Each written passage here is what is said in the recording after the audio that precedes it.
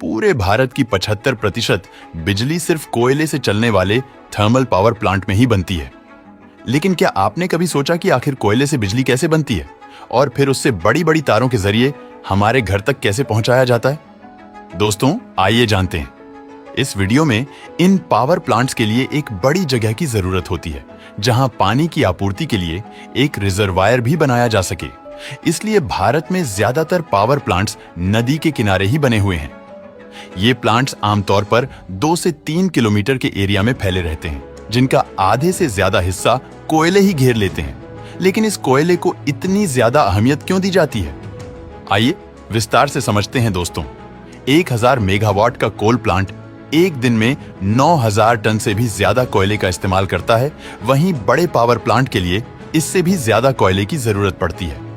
अब बिजली बनाने के लिए बॉयलर से लेकर टरबाइन और जनरेटर तक कई बड़े बड़े उपकरणों को चलाने की जरूरत पड़ती है, जिन्हें चालू करने में ही कई घंटे लग जाते हैं। ऐसे में कोयले से चलने वाला पावर प्लांट 24 घंटे काम करता रहे तो ही सस्ते में बिजली बन सकती है। इसी वजह से प्लांट के बड़े हिस्से में सिर्फ कोयले का स्टोरेज बनाया जाता है, ताकि कभी कोयले की कमी न आ सके। भारत में ज्यादातर पावर प्लांट में करीब 1.5 मिलियन टन कोयला एक साथ स्टोर करके रखा जाता है, जो प्लांट कैपेसिटी के मुताबिक 50 से 60 दिनों की बिजली उत्पादन के लिए जरूरी होता है।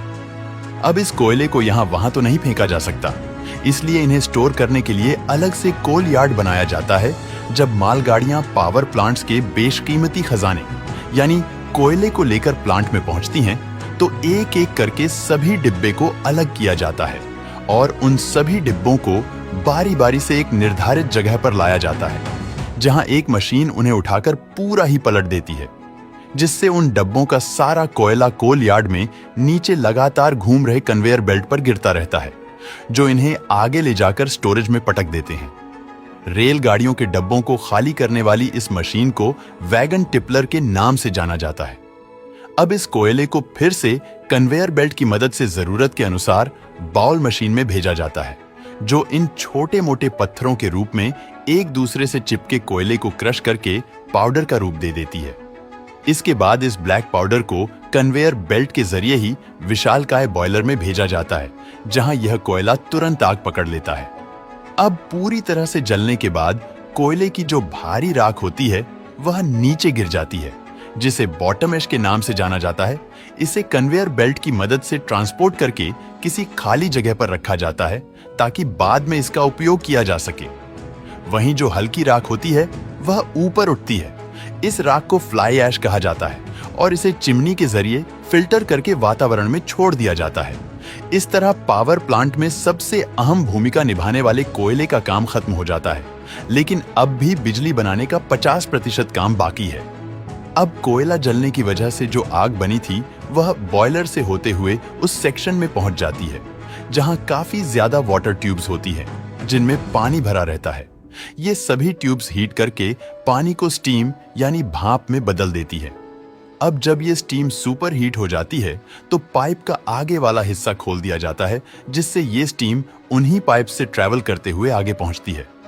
यहाँ गौर करने वाली बात यह है कि स्टीम और आग के साथ डील करने वाले इन पाइप के अंदर और बाहर दोनों तरफ इंसुलेशन की लेयर लगी होती है, ताकि भाप का तापमान ट्रैवल करते वक्त घट ना जाए। दोस्तों, अब हम भाप को लेकर पावर प्लांट के उस हिस्से में पहुंचे जिसके बिना बिजली बनाना नामुमकिन है। जी हाँ, हम बात कर रहे हैं टरबाइन की, जो पाइप से निकली स्टीम यानी हाई प्रेशर वेपर की मार खाते हुए तेजी से घूमने लगती है।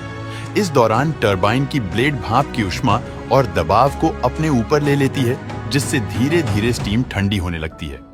इसी वजह से स्टीम के संपर्क में आने वाला टरबाइन का पहला भाग हाई प्रेशर टरबाइन के नाम से जाना जाता है, और जो हिस्सा सबसे आखिरी में स्टीम के संपर्क में आता है उसे लो प्रेशर टरबाइन कहा जाता है।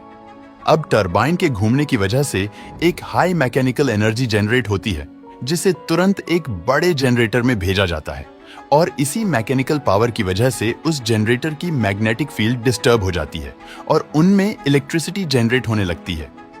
अब इस बिजली को स्टोर करना काफी मुश्किल होता है, इसलिए इसे स्टेप अप ट्रांसफार्मर की मदद से आगे के सब स्टेशंस में भेजा जाता है। अब यहाँ साधारण ट्रांसफार्मर की जगह स्टेप अप ट्रांसफार्मर का इस्तेमाल इसलिए किया जाता है क्योंकि ये बिजली का वोल्टेज बढ़ा देता है ताकि ट्रैवल करने के दौरान ज्यादा पावर लॉस ना हो। ये ट्रांसफार्मर बिजली की जरूरत के हिसाब से 7,200 से लेकर 3,45,000 वोल्ट की एक्स्ट्रा हाई वोल्टेज के साथ सप्लाई कर सकते हैं। अब यह बिजली कुछ 100 से 1000 किलोमीटर लंबी तारों से होते हुए आपके इलाके में पहुंचती है, जहां स्टेप डाउन ट्रांसफार्मर इनकी वोल्टेज कम करके आपके घर 220 वोल्ट तक पहुंचाती है या 240 वोल्ट की बिजली भेजते हैं और स्विच ऑन करते ही यह बिजली आपके लाइट पंखों तक पहुंचती है, जिसकी मदद से वह आपके घर को चमकदार और हवादार बना देती है। दोस्तों, वीडियो पसंद आया हो तो लाइक और शेयर करें।